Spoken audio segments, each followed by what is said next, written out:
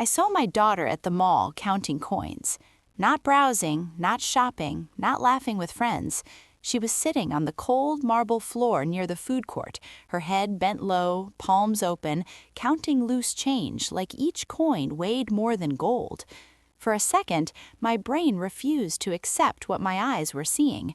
That couldn't be my daughter.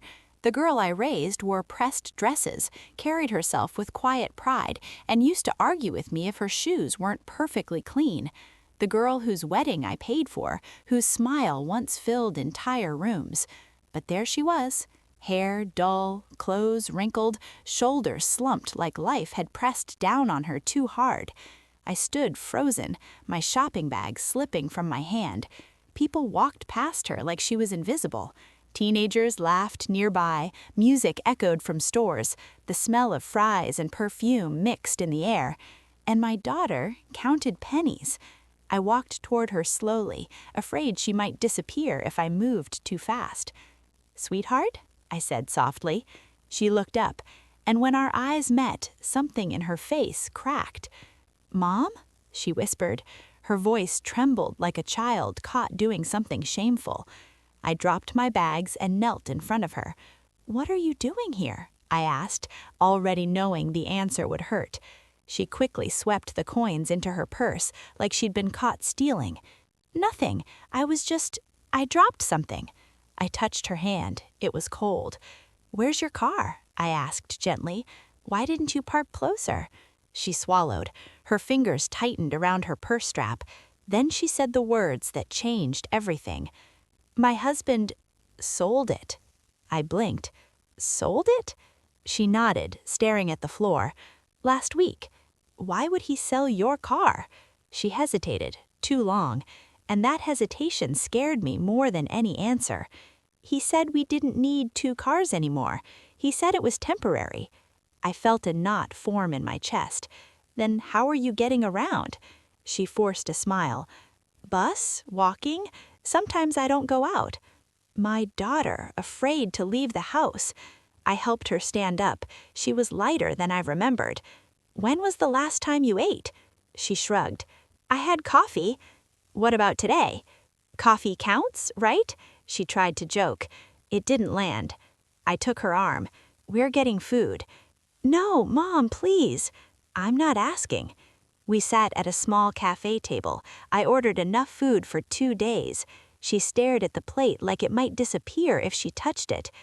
"Eat," I said. She did, slowly at first, then faster, too fast, like someone who didn't know when the next meal would come. I watched her hands shake.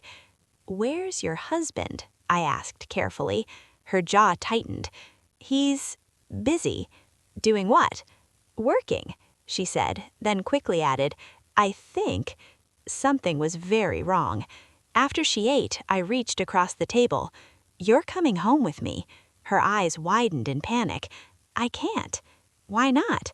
"He doesn't like it when I go places without telling him." The words hit me like a slap. "He doesn't like it?" I repeated slowly. She pulled her hand back. "It's not like that. He just worries." "Does he know you're here right now?" She shook her head. Her phone buzzed on the table. Once, twice, again. She stared at it, frozen. "Is that him?" I asked. She nodded. "What does he want?" Her voice dropped to a whisper. "To know where I am." I picked up the phone before she could stop me. The screen was filled with messages. "Where are you? Why aren't you answering? You better not be wasting money. Don't make me come find you." My hands began to shake. "Does he send messages like this often?" I asked, forcing myself to stay calm. She looked away. "Only when he's stressed." I stood up. "We're leaving," I said. "No, Mom, please. If he finds out." "If he finds out what?" I snapped. "That your mother loves you?" Tears spilled down her cheeks. "You don't understand. He'll be angry." That was it. I grabbed my purse, my keys, and wrapped my arm around her shoulders. "I don't care how angry he gets. You're my daughter." She didn't fight me. That scared me more than if she had. The drive to my house was silent except for her quiet sobs. When we pulled into my driveway, she looked at the house like it was a foreign country. "I haven't been here in a year," she said. "Why?" "He said your influence was bad for me." My jaw clenched. Inside, I made her tea. She sat at the kitchen table, hands wrapped around the mug like it was the only solid thing in her life. "How long has this been going on?" I asked, my voice breaking. She stared into the tea. "Since the wedding," she whispered. My heart sank. "That long?" She nodded. "At first, it was little things. He said he'd handle the money. He said I didn't need to work. He said he'd take care of everything. And now? Now I ask permission to buy groceries, and sometimes the answer is no." I felt sick. "Why didn't you tell me?" I asked, my voice breaking. She finally looked up at me. "Because I didn't want you to be right." My phone rang, an unknown number. I answered. A man's voice came through the speaker, tight, controlled, dangerous. "Where is my wife?" I felt my blood run cold. "This is her mother, and she's safe." There was a pause. Then he laughed. "You always were dramatic. Tell her to come home, now." "She's not going anywhere tonight." His voice hardened. "You don't get to decide that." I looked at my daughter, shaking in her chair. "Oh," I said quietly, "I think I do." The line went dead. I knew then, deep in my bones, that this wasn't just a troubled marriage. This was something darker, and whatever my daughter had been hiding hadn't even begun to surface yet. That night, I didn't sleep. Every creak of the house sounded like footsteps. Every car passing outside made my heart jump. I sat at the kitchen table long after my daughter fell asleep on the couch, wrapped in a blanket like a child afraid of the dark. She slept restlessly, murmuring his name under her breath. Around 2:13 a.m., my phone buzzed. A message from the same unknown number. "You're making a mistake. She belongs with me. Don't interfere." My hands trembled with rage. I typed back only 3 words. "Do not come." The reply was instant. "You can't protect her forever." I turned the phone face down and stared at the wall. I had raised my daughter to be strong, to recognize kindness from control, but somehow love had been twisted into a cage right in front of me, and I hadn't seen it. In the morning, she woke early, already apologizing. "I shouldn't have put you in the middle," she said quietly, eyes down. "He hates it when people get involved." "That's exactly why people should be involved," I said. She flinched at the firmness in my voice. I softened. "Tell me everything. No more protecting him. No more excuses." She hesitated, then nodded. "It started with money," she said. "Joint finances were normal, that I was bad with numbers, that it stressed him out when I asked questions." I listened. "He gave me an allowance," she continued, shame burning her cheeks. "At first, it felt silly to complain. I had food, a roof. But then he started checking receipts, counting change, asking why I needed shampoo again." I remembered the coins on the mall floor. "And when I pushed back," she whispered, "he got quiet, scarier than yelling." I felt a chill. "He stopped me from seeing friends, said they were jealous, said you thought he wasn't good enough." My chest tightened. "Did he ever hurt you?" She shook her head quickly. "No, not like that." I waited. "But," her voice cracked, "he'd stand too close, block doorways, take my phone when he was angry, lock it in his desk." My fingers curled into fists. "Last month," she continued, "I tried to apply for a job. He found the email. What did he do? He sold my car the next day." Silence filled the room. "And yesterday," she said, barely audible, "he said I'd learn to be grateful once I understood how hard life could be." I stood up so fast my chair scraped the floor. "He made you beg." I said. She nodded. I thought if I proved I could manage, he'd give it back. I walked to the window, trying to breathe. That was when I noticed the car parked across the street. Black, engine running, windows tinted. It hadn't been there before. "Sweetheart," I said carefully, "does your husband drive a black sedan?" Her face drained of color. "Yes." The car door opened. A man stepped out. I recognized him immediately, not because I'd met him often, but because fear had a way of burning faces into memory. He walked slowly toward my house, like he owned the ground beneath his feet. My daughter began to shake. "He said he wouldn't come," she whispered. I locked the front door. The doorbell rang. Once, twice, then pounding.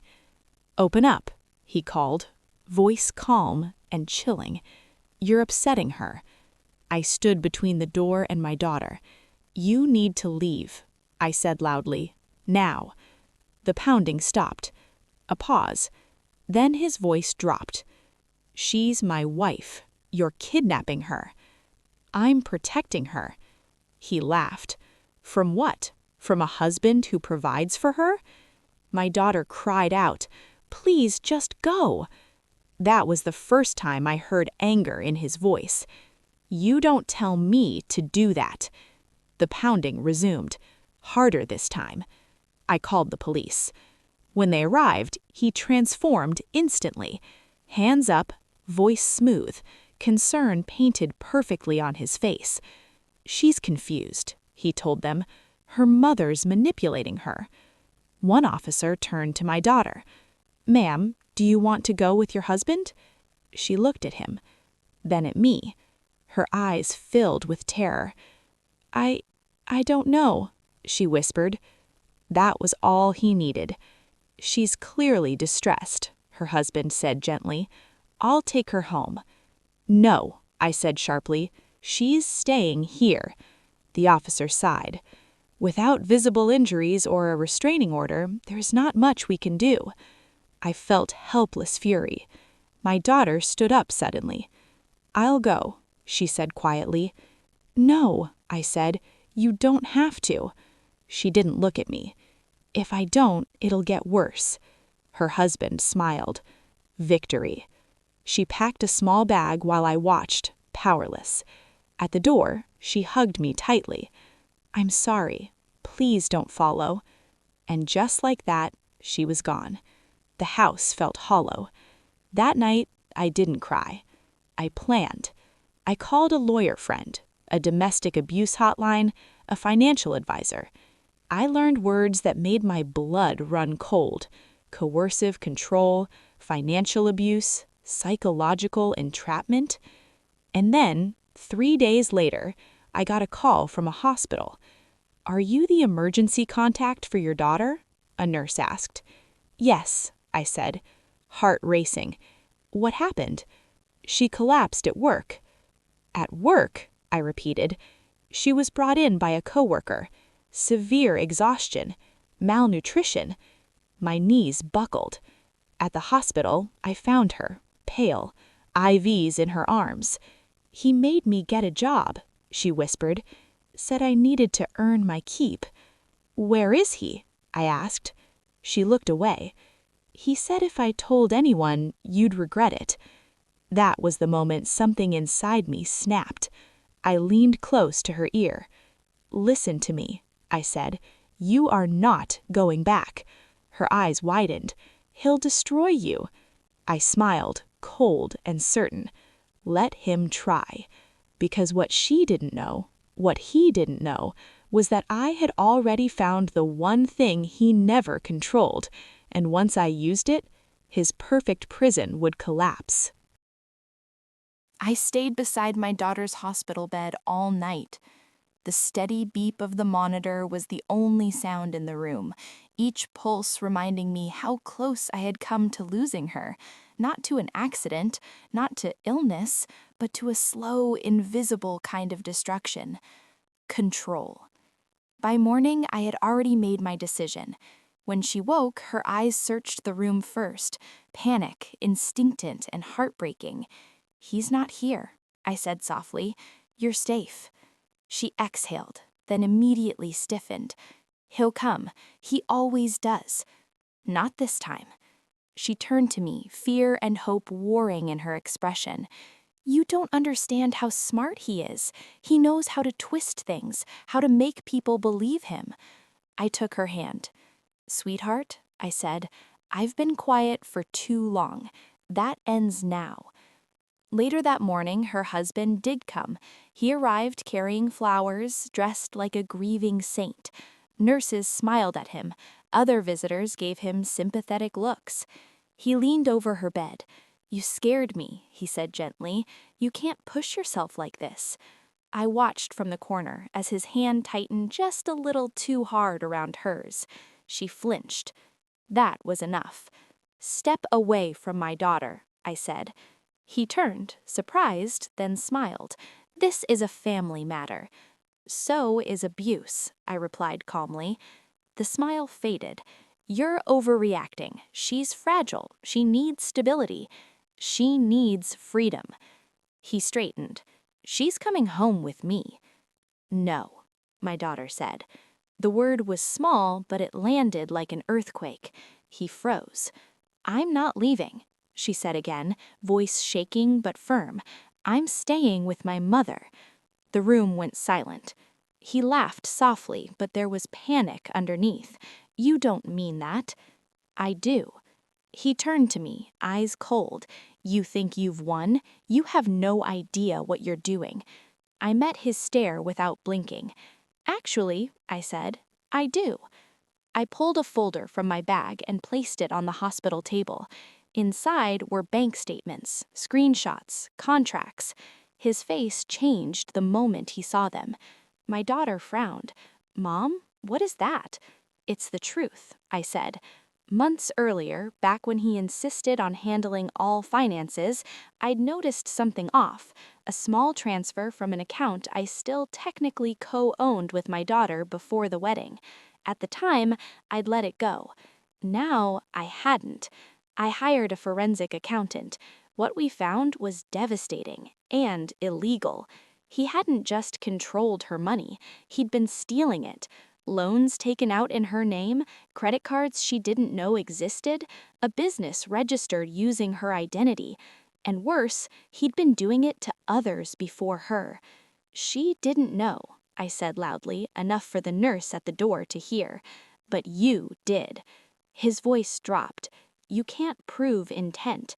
"I don't have to," I replied. "The police will." Color drained from his face. He leaned closer to me, voice low and furious. "You'll ruin her life." "No," I said. "You did." Security arrived moments later. He was escorted out, shouting that we'd regret this, that my daughter was weak, that she'd come crawling back. She didn't move. She just stared straight ahead, tears streaming silently down her face. The next weeks were brutal, but different. Police interviews, lawyers, court dates. He tried everything. He claimed she was unstable, that I manipulated her, that she owed him loyalty. But evidence doesn't flinch. The restraining order came through. Then the charges: fraud, identity theft, financial abuse. The day he was arrested, my daughter held my hand so tightly her nails left marks. "I feel guilty," she whispered. "For what?" I asked. "For being relieved." "That's not guilt, that's survival." Recovery wasn't quick. Some nights she woke screaming, convinced he was standing in the doorway. Some days she apologized for existing, for eating, for resting. But slowly something changed. She started making choices again, small ones at first. What to eat, what to wear, where to go. One afternoon, months later, we went back to the same mall. She stopped near the food court. I felt my chest tighten. She smiled. "I want to do something," she said. She walked to a small donation box near a children's charity booth. She pulled out her wallet, not coins this time, but bills, and dropped them in. Then she turned to me. "I never want anyone to feel as small as I did." I wrapped my arms around her. "What about your car?" I asked gently. She laughed, a real laugh. "I bought a used one, blue. It's ugly. I can't wait to see it." Later that evening, she stood in my driveway, keys in her hand. "I'm scared," she admitted, "but I'm not trapped anymore." I watched her drive away, shoulders straight, eyes forward, and I realized something important. That day in the mall, when I saw my daughter counting coins, it wasn't the moment she lost everything, it was the moment she was finally found, by herself, by the truth, by a mother who refused to look away again. And this time, no one would ever take her keys from her hands.